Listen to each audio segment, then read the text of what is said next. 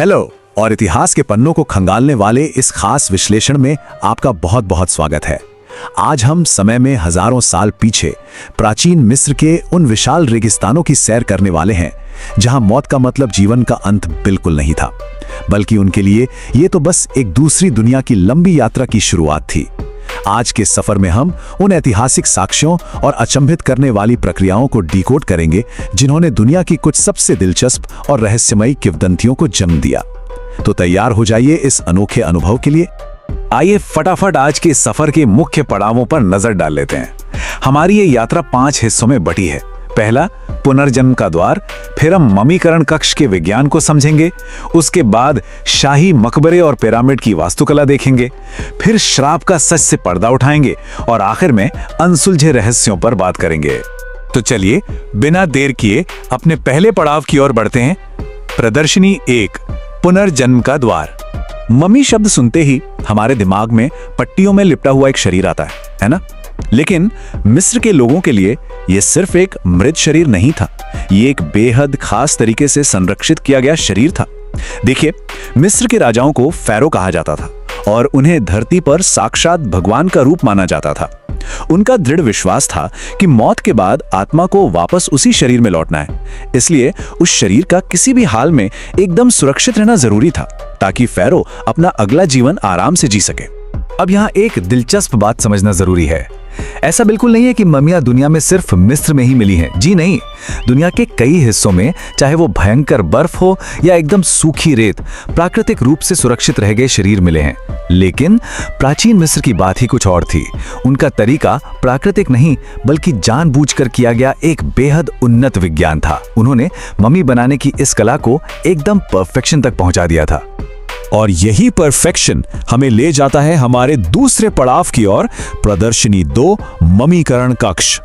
अब हम अध्यात्म से निकलकर सीधे जीव विज्ञान और रसायन विज्ञान की दुनिया में आ गए हैं। सच कहूं तो ये प्रक्रिया सुनने में थोड़ी सी डरावनी जरूर लगती है, लेकिन उस जमाने के हिसाब से ये एक शानदार वैज्ञानिक प्रक्रिया थी। इसमें मुख्य रूप से 4 कदम होते थे। सबसे पहले शरीर से दिमाग को निकाल लिया जाता था। फिर लिवर और फेफड़ों जैसे जरूरी अंगों को निकालकर बहुत ही सावधानी से विशेष जार में रख दिया जाता था। तीसरा और सबसे अहम हिस्सा, शरीर पर नेट्रॉन नमक का लेप। यह नमक शरीर की सारी नमी सोख लेता था, बिल्कुल एक स्पंज की तरह, जिससे सड़न रुक जाती थी। और अंत में उस सूखे हुए शरीर को लिनन की लंबी पट्टियों में बहुत ही बारीकी से लपेट दिया जाता था। इस पूरी प्रक्रिया का एक ऐसा फैक्ट है जो सच में दिमाग चकरा देता है। मम्मी बनाने वाले विशेषज्ञ एक हुक के जरिए नाक के रास्ते से दिमाग को निकालते थे और उसे सीधे फेंक देते थे। जी हाँ, फेंक देते थे, क्योंकि उनका मानना था कि दिमाग का कोई खास काम नहीं है। लेकिन दूसरी तरफ दिल को शरीर के अंदर ही धड़कने वाली जगह पर छोड़ दिया जाता था। ऐसा इसलिए क्योंकि उनके लिए इंसान की सारी भावनाएं, उसकी असली बुद्धि और आत्मा का केंद्र सिर्फ और सिर्फ उसका दिल था, जिसकी अगली दुनिया में सबसे ज्यादा जरूरत पड़ने वाली थी। क्या आप अंदाजा लगा सकते हैं कि इस पूरी प्रक्रिया को पूरा करने में कितना समय लगता था? पूरे 70 दिन, मतलब 2 महीने से भी ज्यादा। अमरता पाने का ये कोई शॉर्टकट नहीं था। ये 70 दिनों तक चलने वाला एक बेहद ही मुश्किल, सतर्क और पवित्र अनुष्ठान था। इससे पता चलता है कि वे इस बात को लेकर कितने गंभीर थे। अब शरीर तो पूरी तरह से तैयार हो गया, लेकिन उसे रखा कहाँ जाएगा? आइए बढ़ते हैं प्रदर्शनी 3 की ओर, शाही मकबरे और पिरामिड। एक बात तो पक्की है, इन फैरो को कभी भी खाली हाथ विदा नहीं किया जाता था। उनके मकबरों को सचमुच एक खजाने की तरह सजाया जाता था। सोने के आभूषण, शानदार हथियार, उनका मनपसंद खाना, आरामदायक फर्नीचर, वो सब कुछ जो एक लग्जरी लाइफ के लिए चाहिए होता है। उनका मानना था कि मौत के बाद भी राजा को इन सारी चीजों की जरूरत पड़ेगी। तो आप कह सकते हैं कि उनका मकबरा उनके दूसरे जीवन का एक बहुत ही आलीशान घर हुआ करता था। अब जरा सोचिए, जहां इतना सारा सोना और खजाना होगा, वहां लुटेरों की नजर तो पड़ेगी ही।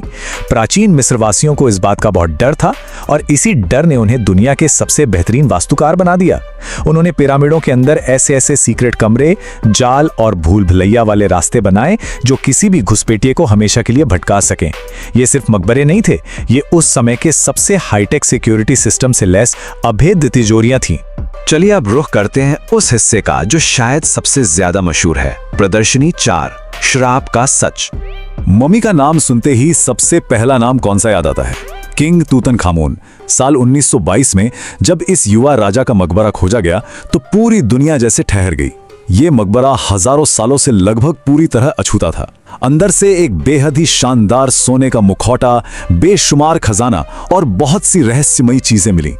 इसी एक खोज ने रातों रात दुनिया भर में मिस्र के इतिहास का जादू सा चला दिया। लेकिन इसी अद्भुत खोज के साथ जन्म हुआ एक बहुत बड़ी अफवाह का, मम्मी का श्राप। अब सच्चाई ये थी कि मकबरा खोलने के कुछ समय बाद उस दल में शामिल कुछ लोगों की अलग अलग वजहों और बीमारियों से मौत हो गई।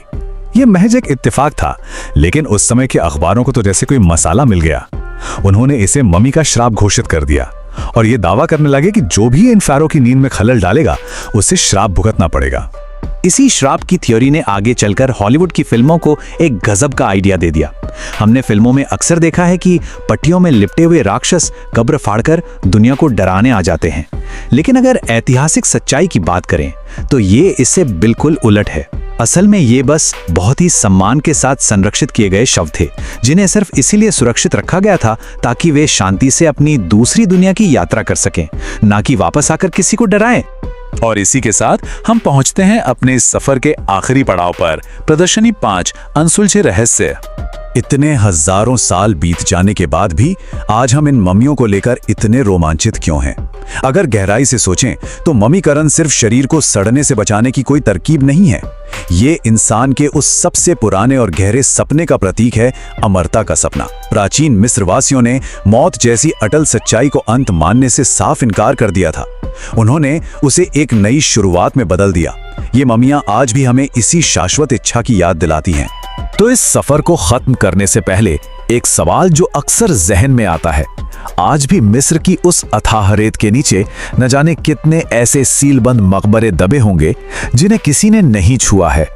जरा सोचिए, अगर कल कोई नया मकबरा खुल जाए तो उसके अंदर प्राचीन विज्ञान और इंसानियत के जाने कौन से नए रहस्य हमारा इंतजार कर रहे होंगे। इसी रोमांचक सवाल के साथ इतिहास के इस गहरे विश्लेषण में हमारे साथ जुड़ने के लिए आपका बहुत बहुत शुक्रिया।